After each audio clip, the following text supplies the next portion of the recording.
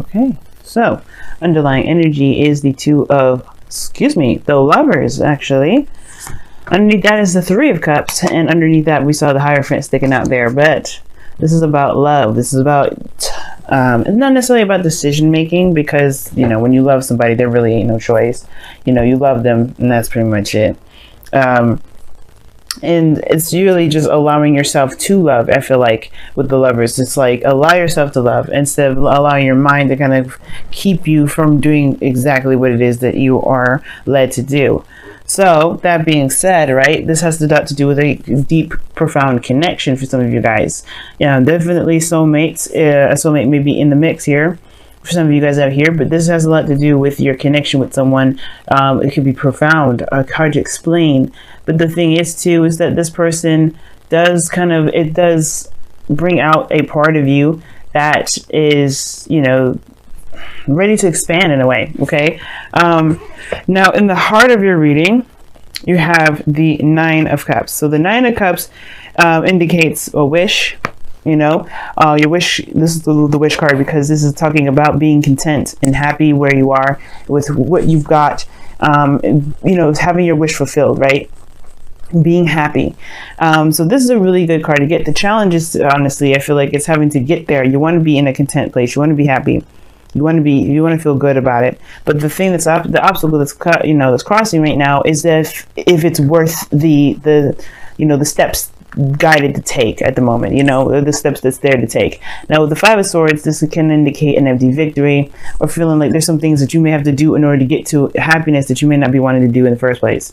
You know, maybe some things that you just kind of feel like would end up making you feel not so victorious even after doing that. You know what I mean? So there's this Five of Swords energy here that's keeping you from being able to feel happy. So there's some sort of process in which to go about having your happiness that may make you feel as though this isn't exactly worth the trouble, right? You're trying to figure out whether or not this is worth the worth all this, you know, the extra sacrifices and all that. You're trying to figure out if it's worth, you know, risking everything to kind of get what you want. Now, in the past, you have the Four of Swords. So definitely taking a rest, definitely taking a moment to relax a little bit. I feel like this is the thing, right? I feel like if you're in a relationship with somebody, it does kind of give me a bit of a feeling that there's a third party situation. Like maybe there's someone else that's involved with another person. Maybe this person is married, or this is you, right? Maybe you're married and you found someone outside of your marriage that, you know, made you really happy, that really connects with who you are. But there's some things that you may have to go through in order for you to be together, and that may be a very hard step. And you don't know whether or not if it's worth the effort or not. For some of you guys, it may not have anything to do with marriage.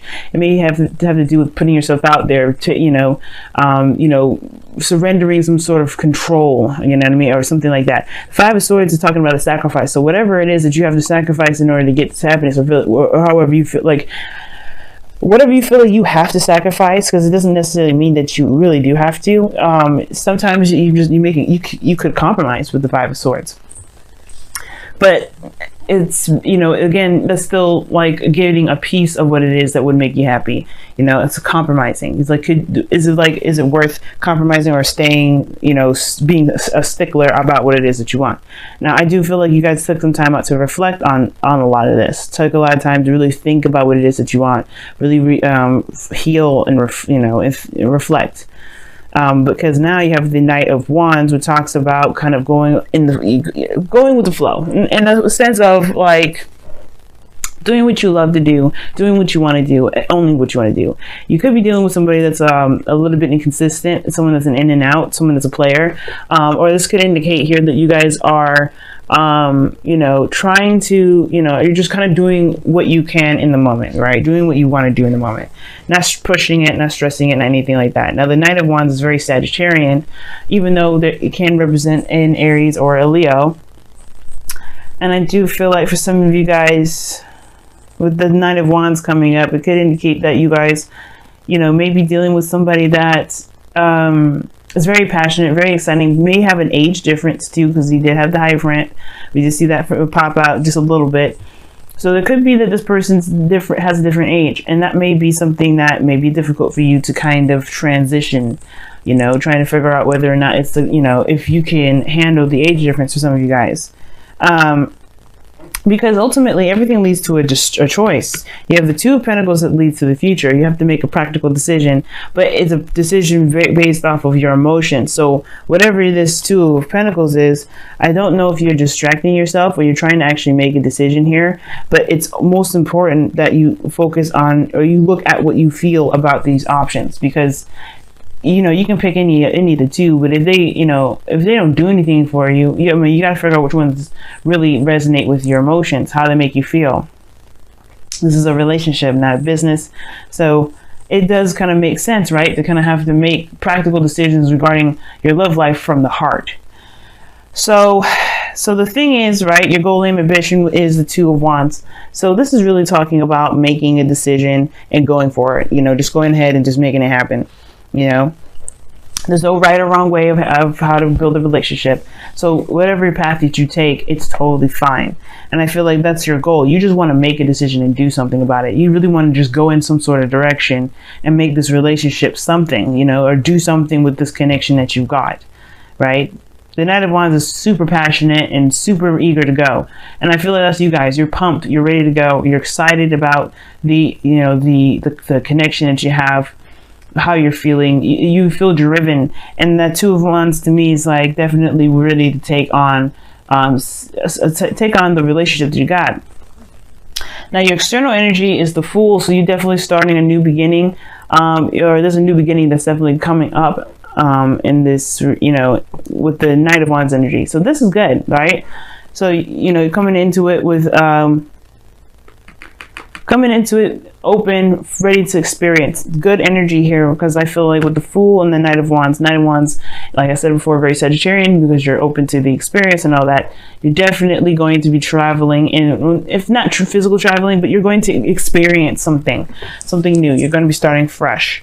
And I feel like that, you know, that is a good approach to everything, because in your outcome, you have the Four of Cups. Yeah, Four of Cups. So Four of Cups, man, that's good, because I mean, it's not good actually, kind of, because it can indicate feeling stuck, and it's stuck on the Three Cups that you've been looking at before. Remember, this is underneath. So Three Cups talks about support, people that are around you, close net groups, family. And it could be that the Four of Cups may, you know, you may be feeling stuck in your emotions, not sure of, you know, of taking that risk, of taking a leap of faith. But in a way, it looks like you already are. Like you already are, but it feels like you kind of get stuck. I'm going to pull a clarifier for your outcome, because I wonder why you have so many good cards here, but then get stuck here at the outcome.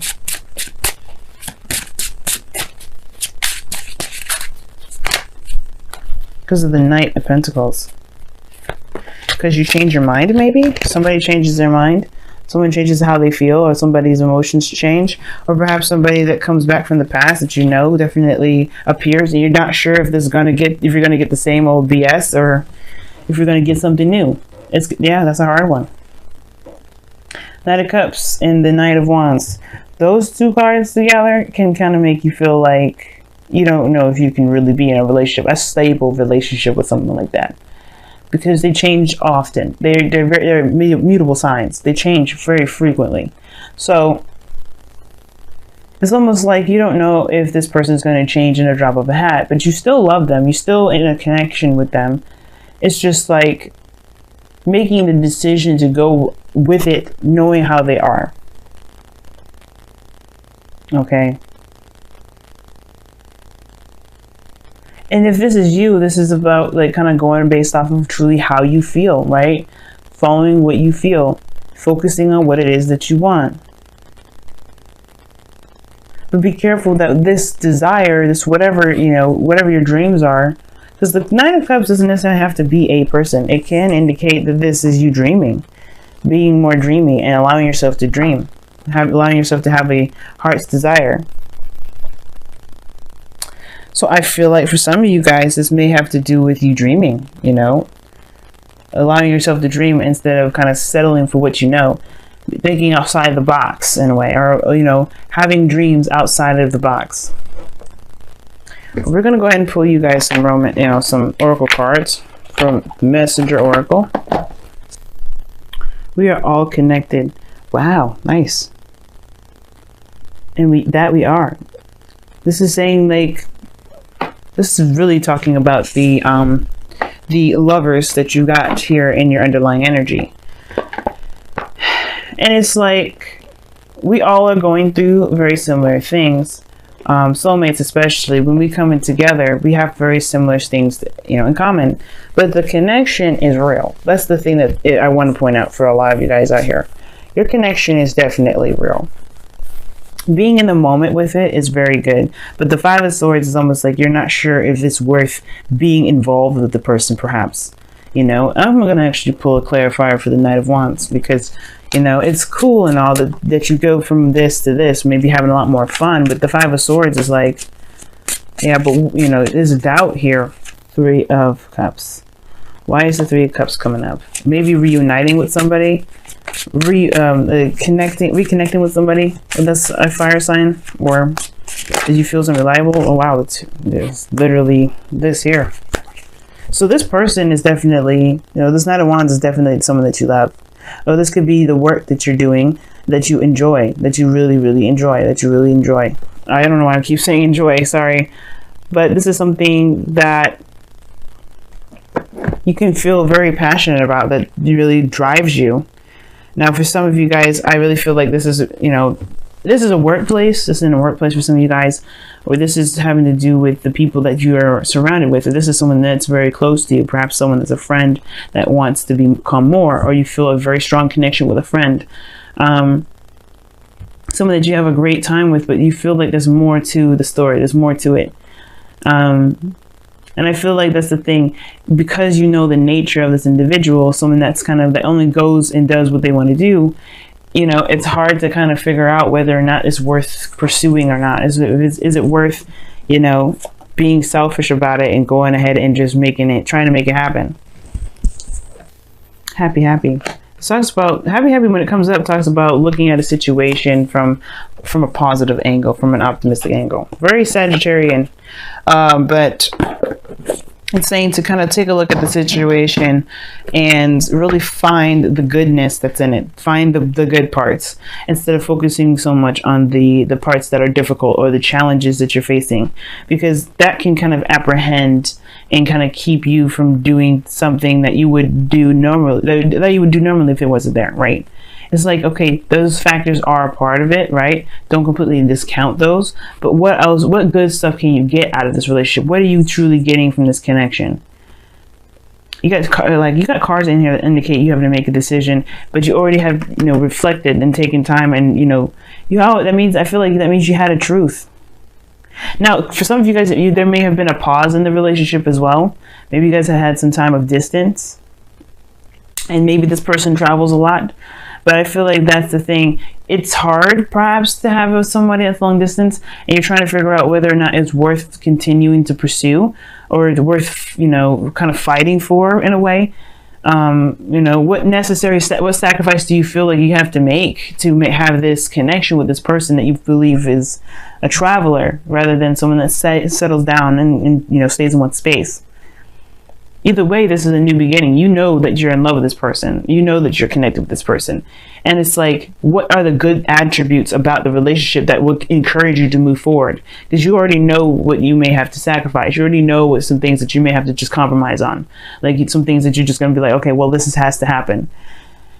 And you are connected. We are all connected, meaning that we are all woven into the same fabric. We may have our own situations, our own troubles, or whatever, but we are still a part of each other's lives in a great deal. We all have a story that connects us with everybody. So this person here definitely is a tie to you. But I feel like the biggest thing is to look at what can you do to make this relationship work? What are the good things that you can dredge up on this relationship?